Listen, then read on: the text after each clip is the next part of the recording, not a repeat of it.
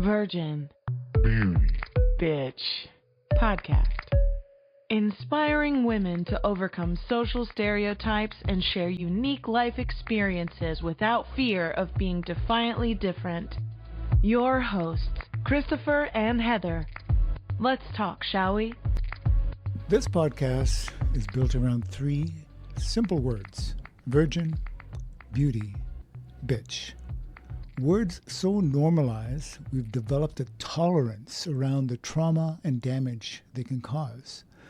But we also maintain blind spots for the potential these words represent.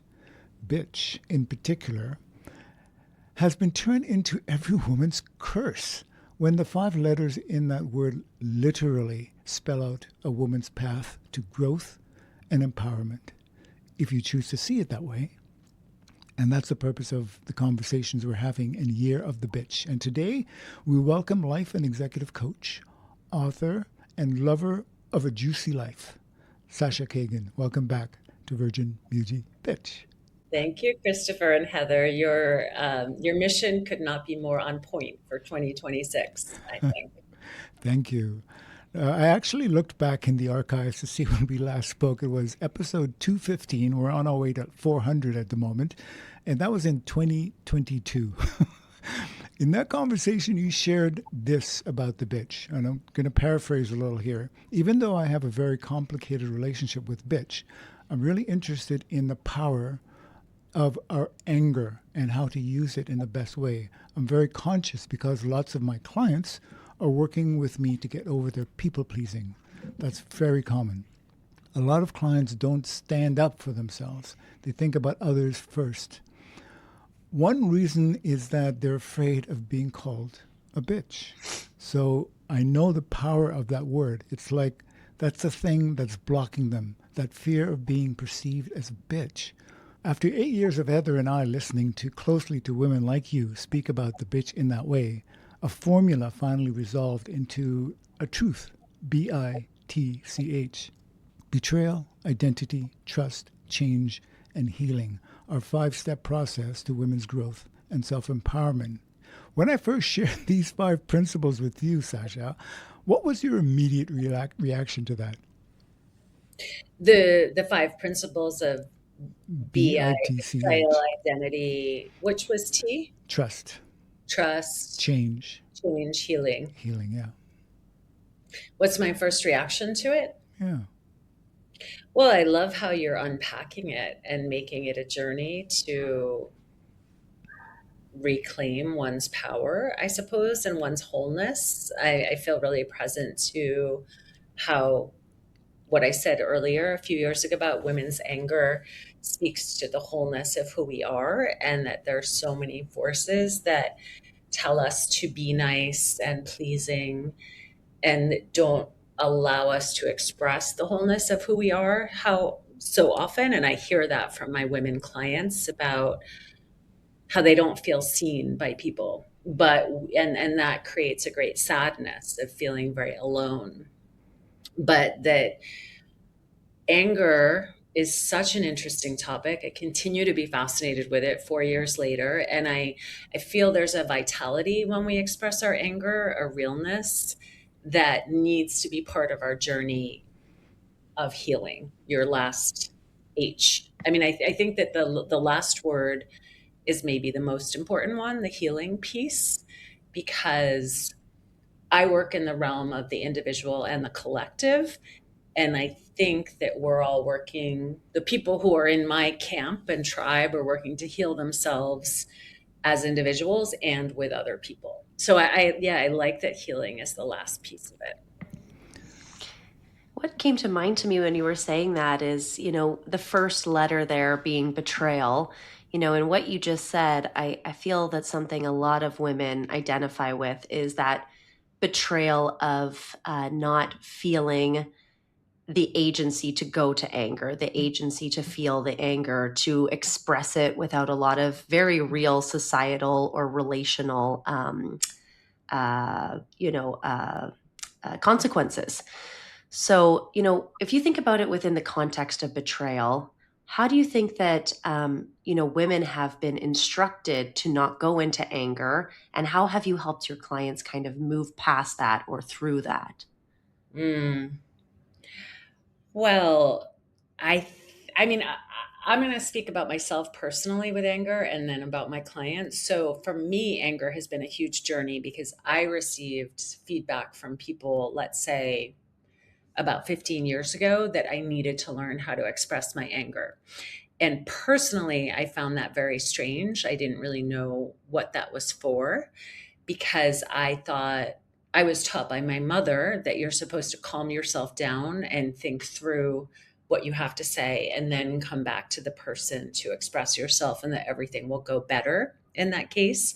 And I think that there's real wisdom in that, but it's not the whole story because we get to be whole, and being whole includes anger. And I'm not really like a big fan of wisdom on Instagram. I actually see a lot of my clients get messed up by the personal growth and psychology stuff they're consuming on Instagram. But I saw some little snippets somewhere in social media that fascism will continue to exist if we don't get to express our anger. And I think that this is just true, that injustice, whether it's personal in the way that someone is treating us or societal, will continue unless we allow ourselves to be authentic. And there's a live wire of energy that it runs through us in anger. And I have another kind of personal story in this that will be in my memoir, Wet. You said that I'm a fan of juicy living, and I think you said that because I still have this book that I'm completing called Wet. And there's a scene in that book where when I was traveling in Brazil, I saw a woman go off on a man in a bar, and she was just screaming at him and screaming at him. And it looked like a betrayal. Like it looked like something like she'd been cheated on or something like this. Very common stories in Rio de Janeiro where there's a lot of cheating. And I was just completely riveted by her because, yeah, there you have a woman who is expressing herself, which is more common, I would say, in Brazil and Argentina, countries where I've spent a lot of time, versus the US or Canada, where we're taught to be more put together or pleasing, or like there's just a quality of expressiveness in those cultures that I admire. And there's a vitality in that. And so, to be honest and to be whole, I think we have to learn how to express our anger. It doesn't mean that like anger can also hurt us if we stay in it. I don't think that anger is something that you want to stew in for a long time or forever, but it's something that needs to be moved through. So when I'm working with clients around this, I literally suggest ways they can express their anger, which could be angry journaling. You could write F you, F you, F you, F you, F you on the page many, many times. You could shadow box. I mean, we have to find ways to express it. And maybe it's with another person present, or maybe it's totally on your own. But there is a realness to that has to be felt. And if it's just ignored, I think it sours and it turns into chronic pain. I mean, there's a ton of work that has come out in the last 40 years, starting with John Sarno and his work around this, that's many other people have understood, that basically unexpressed rage turns into self-attack, turns into chronic tension in the body, turns into pain. So it's multidimensional, that I think we need to express our anger. I really appreciate that you said put together, because I think that that is really like this deeper seated piece that women feel, that we're more put together if we don't express our anger. If we don't allow our emotions to get the best of us, then you're more put together. And I think that that deep seated, probably comes from women being seen as too emotional and easily swayed because their emotions can get the best of them. Ties into our menstruation, ties into our cycles, all of the different things that we've seen over the different eras. And so, to talk about how each emotion is an expression of your wholeness and not something that as you've already articulated, to stay stuck in, but to really find those means to express it, because that it's not only necessary but a healthy way in order to understand injustice or what isn't working for you, understand your authentic self a bit better. So I appreciate that exactly what you said there, because I think that that's a key piece of what we need to shed if we're going to be able to step into our anger in a way that's like meaningful for our development. Yeah, and I think that the distinction about you don't stay stuck in this forever is important. And a lot of the strategies I share with my clients are about how to express your emotions, even with yourself and journaling, and then move through them. Because I can say for myself too, as a person who experiences anger, one of the benefits that I experience because of making personal growth and healing a big focus of my life is I can move through things faster and feel more empowered because I carve out the time and space to be in my rage. And I also go to Buddhist meditation centers where they teach that anger only hurts you. And I get that. And I get that teaching, but I think they're skipping over something. And in that teaching, there's a part that's about acceptance. And I hold that expression is part of the acceptance, and that we get to be angry. And for sure, men get to be angry. Like that is, often valorized. And like a lot of women politicians, I think, are seen as inauthentic and not liked because they don't get to be their authentic selves. So when we get to be ourselves, people like us more.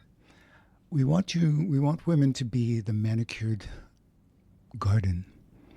The male garden can be wild and crazy and out of control, but we have conditioned women because of a word that Heather and I, revere, right? Feminine.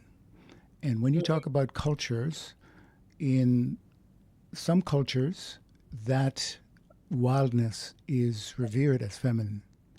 In our culture, it is suppressed. It is completely trimmed and hedged and cut so. You have to be exactly this way in order to be feminine. And to sway outside of that gets you a bad reputation. Yeah, even something to like painting your nails. Like I had a client talking with me recently about the cost of going to many weddings when she herself is not getting married and is tired of being a bridesmaid, basically. So she says to me, look, you know how it is as a woman. You have to pay for your nails. I'm like, I don't pay for my nails. Like, actually, like I would consider what you said manicured, like all these expectations that have actually grown a lot in the last 30 years about what women are supposed to do to maintain themselves to be attractive. Like, come on. Like, it's a choice. If you want to paint your nails, great, but it's not an obligation. That just a very simple thing that I think that we're kind of sleepwalking, and that a lot of, like, with the rise of pornography, with this backlash that we're living now, there are so many standards that women are being held to and spending money on, and you really don't have to do it. And it won't stop. It stops because we question it. Mm-hmm.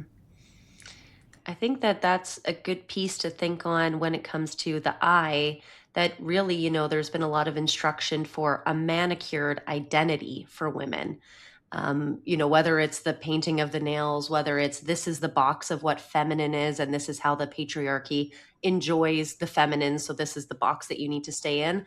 I mean, obviously, so happy that so many women and gender diverse people have just taken that and thrown it in the trash and said, very much like what you're saying, Sasha, right? That I'm going to question it. I'm going to do something different. I'm really going to start to tune out the noise and tune into my own internal rhythm and what it's saying. But I so love like the work that you've done in talking about confidence and pussy walking.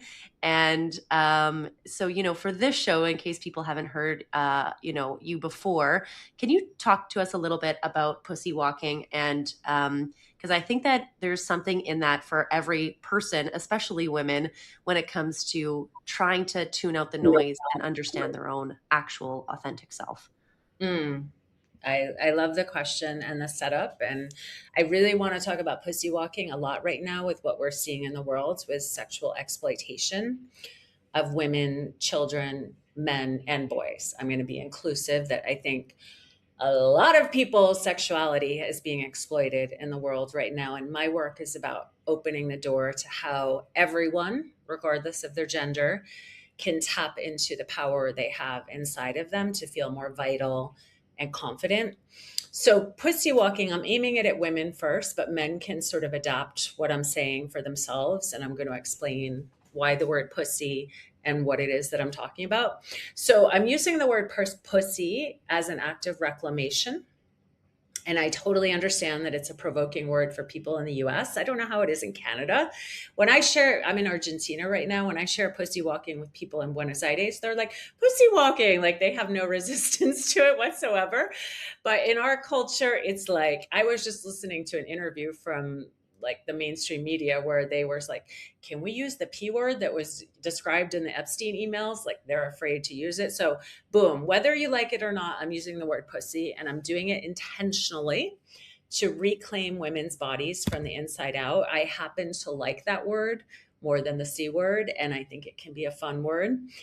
And so basically for the last 15 years, I've been on this study about female sexual energy outside of sex, with the knowledge that the clitoris is not just a little button, but is an internal organ with an enormous amount of nerve endings that can be awakened for pleasure.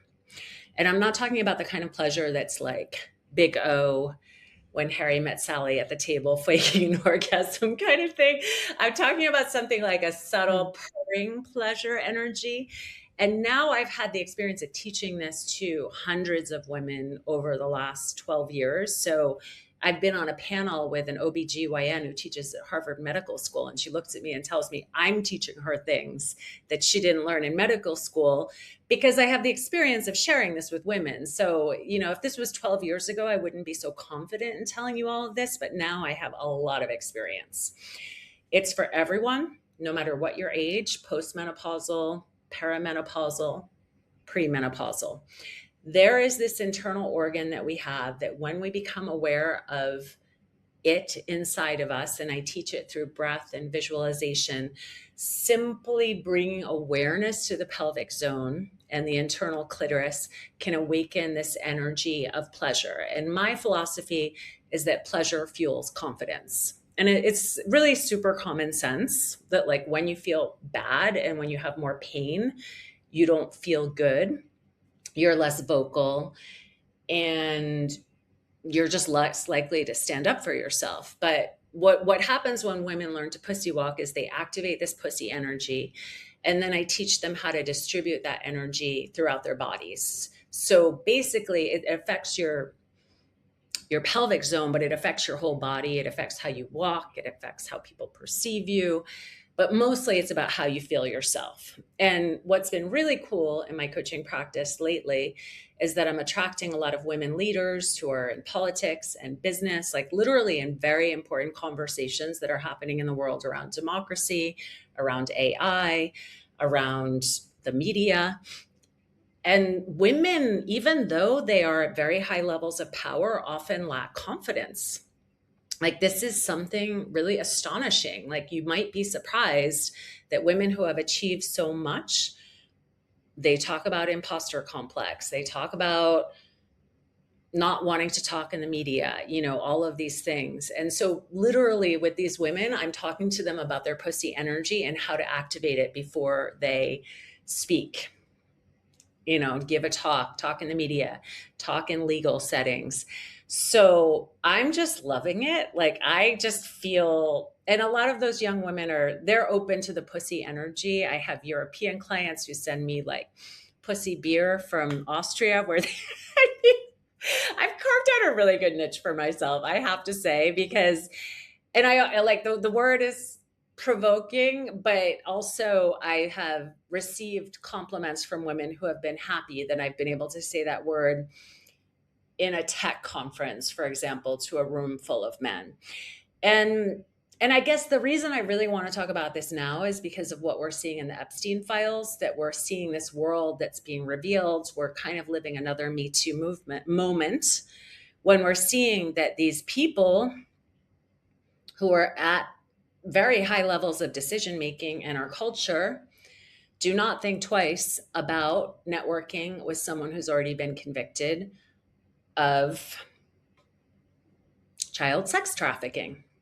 And what happens to that zone of our body when we don't feel like we own it and like it's for other people? It goes dead because of shame, because it's like, I mean, women, there's a lot of layers to this. Many women are in relationships and it feels like they're there to have sex with their partners and it's not for them, that they don't own their bodies.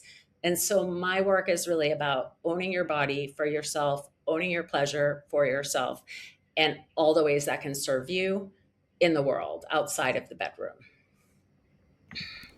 I think for us, the word bitch is that reclaiming of one's own power.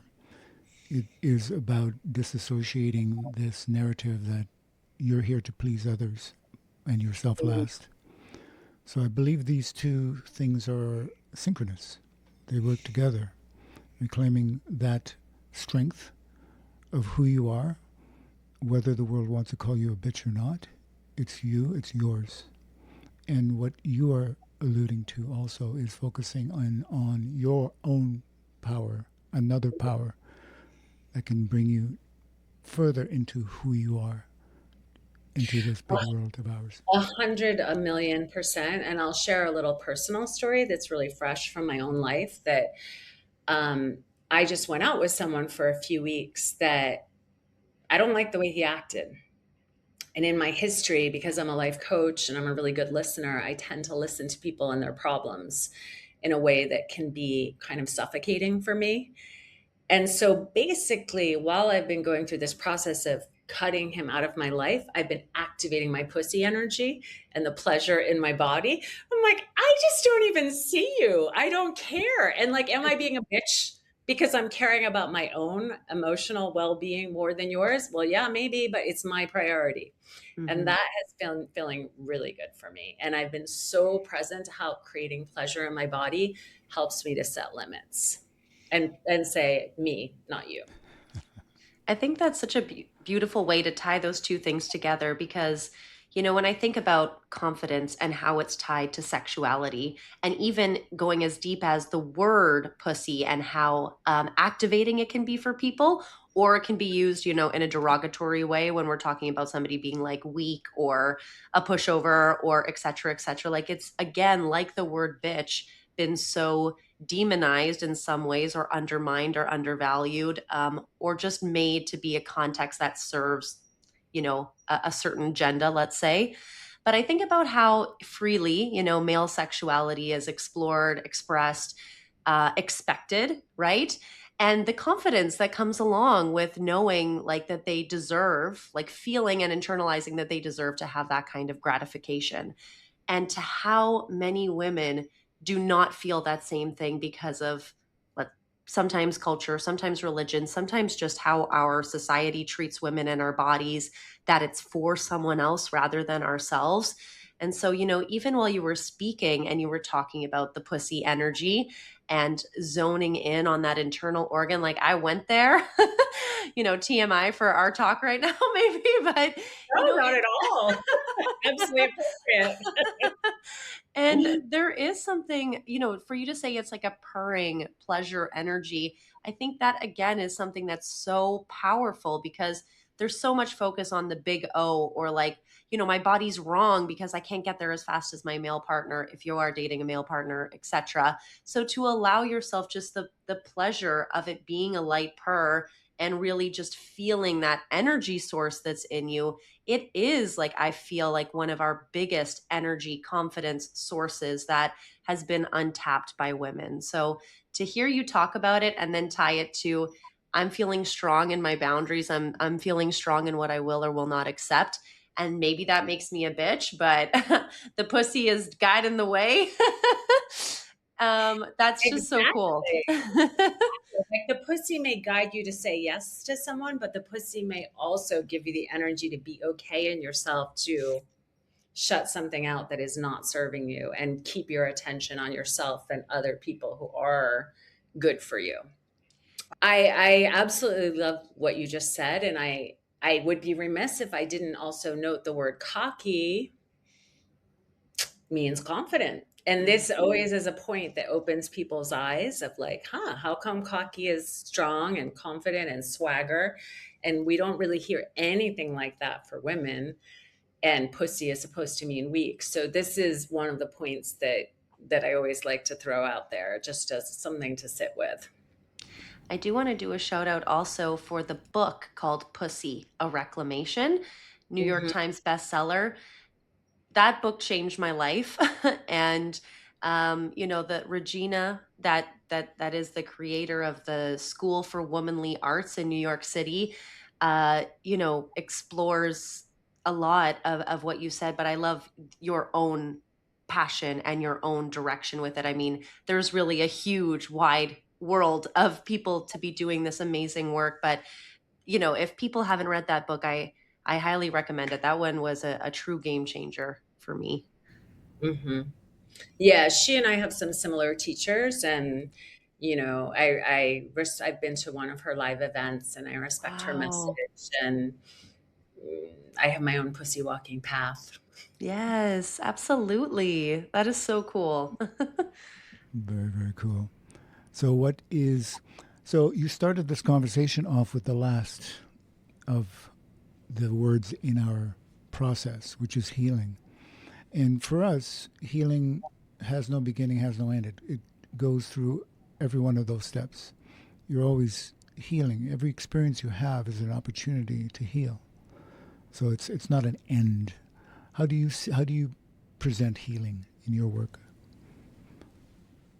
I would say that I agree that there's no endpoint, because in the end, every experience that we have is one of my clients who's making a joke out of it says F growth opportunity, so you could feel that way about it. But I think that ultimately, yeah, we're on this planet and life is a gift, and everything that we experience is a chance to learn from. I think one of the messages that I'm on this planet to share, and is a strong message in my memoir, Wet, is that healing happens in many different ways along many different paths. So there's a an inflection point in the story that I'm telling where I could have chosen to stay in California working with a therapist who was helping me look at a secret of childhood sexual abuse that I hadn't talked about, and with really anyone.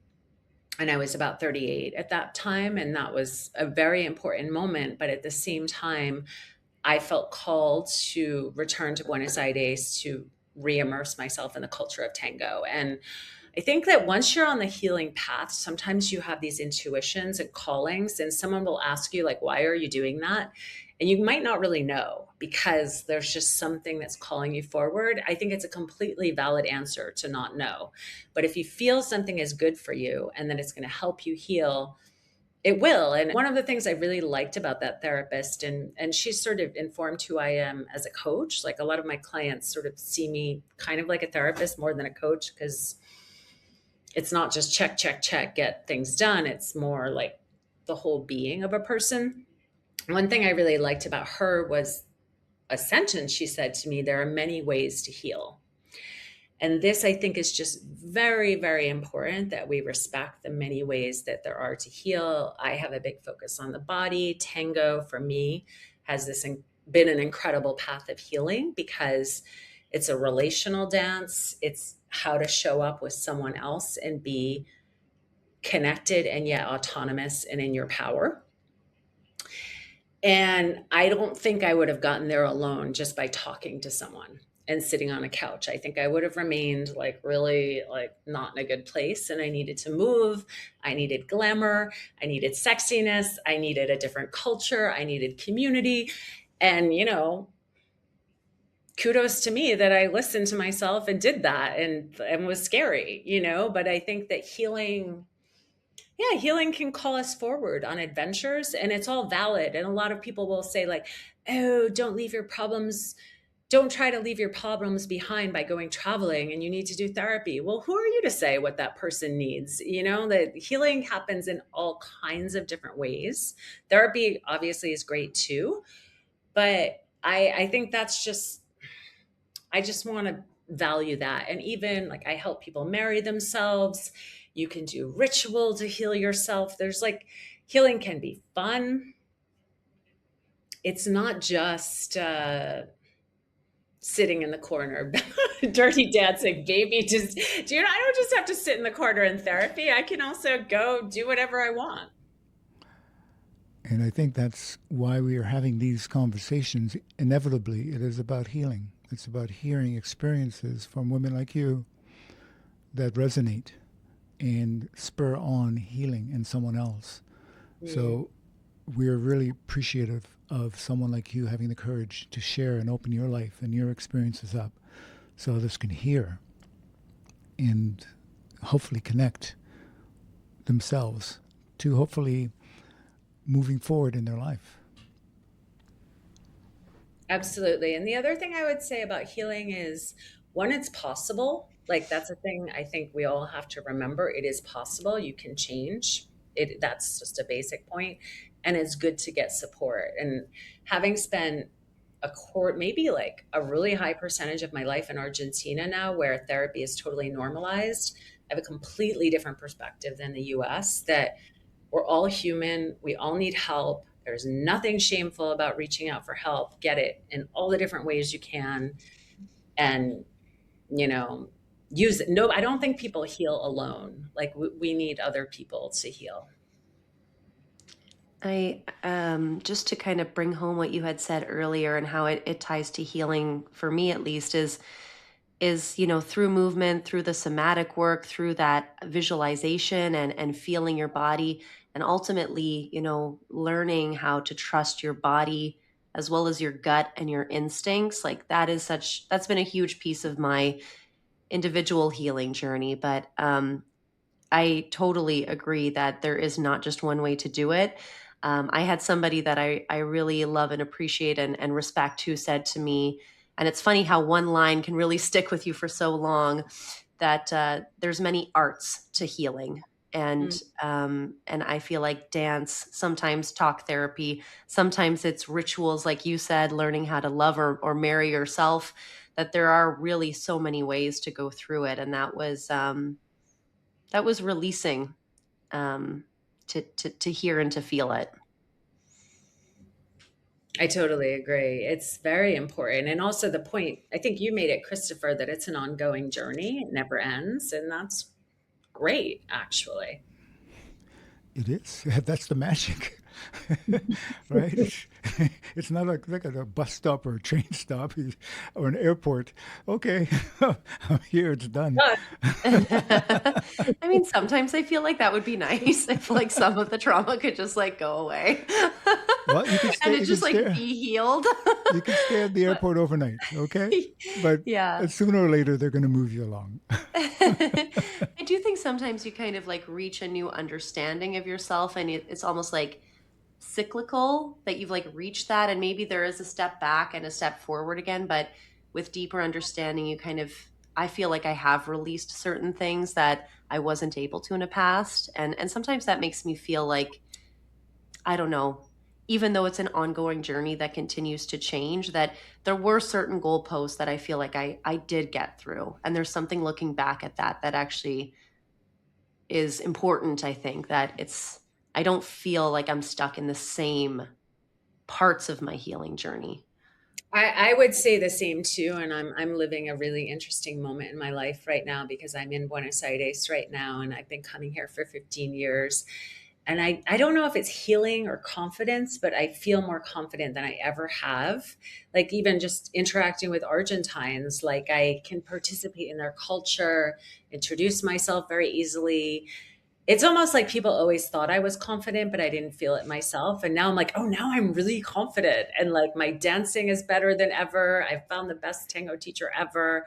And it's joyous. And so, but I think there's also something important about recognizing I can still spiral. Like in tango, we go to dance at a milonga. I can still spiral and feeling rejected if nobody wants to dance with me. That's okay. Mm-hmm. Like it still can happen, but overall, my confidence level has increased, which I think is a little similar to what you're saying. Mm-hmm. Like there's forward progress, there's backward progress, but overall, the direction is quite good. Mm-hmm. So you are, I just say you have a niche. Do you want to express what that is and who it is you want to attract to the work you're doing? So I wind up working with all kinds of people because people are attracted to me. And if I feel a human connection and I think I can help them, I'll work with them. But right now, what I'm really loving is these women leaders, whether they're individual contributors or they're founders of a company or they're politicians who are coming to me wanting to work out personal and professional issues. And I just love working with them because we interject this pussy energy and this body focus, and then they become more empowered and clear in their mission. And it has this kind of multiplier effect. And so I just love it because there's an entrepreneur in me too. So I love to be kind of on the back end. Like I'm going to be giving a pussy walking workshop to the wait staff at a restaurants in Rhode Island, where I'm from.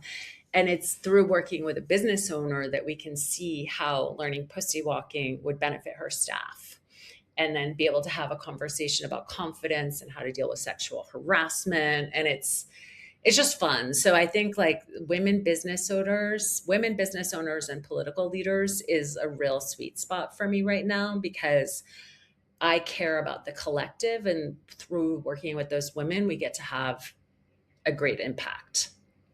How do people get in touch with you if they are intrigued?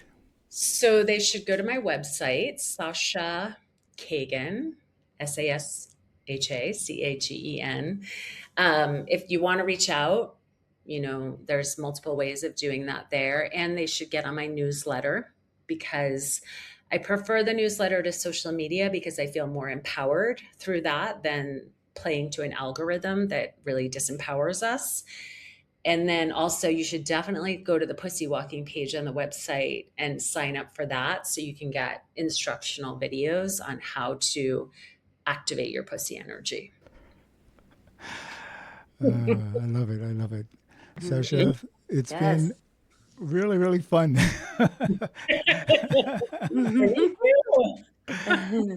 Having you back. It's been a long time, but it seems like no time has passed in the kind of growth and conversations that we are able to share with one another. So thank you for participating and being so yourself with us. We appreciate that. Thank you for being interested and also being so yourselves. I feel like it's been sensual and sexy and healing to be here with you. So it's so cool to see you again after a little bit of time has passed, and to reconnect, because it really is juicy and wet with you. All right. So listeners out there, if you're feeling it, let us know, because we want to hear it. Thank you so much. And all this brought to you by The Virgin, the Beauty, and the Bitch in the BITCH year of the Bitch. Find us, like us, share us